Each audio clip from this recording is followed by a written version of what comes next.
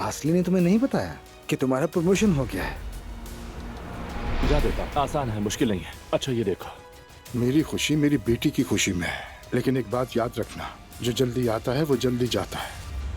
मैं तुम्हें उस नजर से नहीं देखता। ऐसा कैसे कह सकता है मैते? शायद प्रोग्राम के एंड में पहुंचा हूँ। वेलकम अर्तुल। बहुत शुक्रिया। हमारा रिश्ता इतना खुशगवार और खूबसूरत है, तो क्यों ना इसे हम एक नाम दें?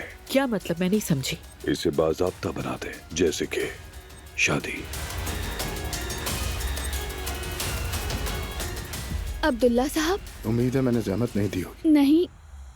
एलिफ का पता करने आया हूँ, उससे कांटेक्ट नहीं हो रहा। क्योंकि उसने आपको इत्तला नहीं दी, इसीलिए अब आपको उसकी फिक्र करने की कोई जरूरत नहीं। अपने घर वापस जाएं। सुमैया अम्मी।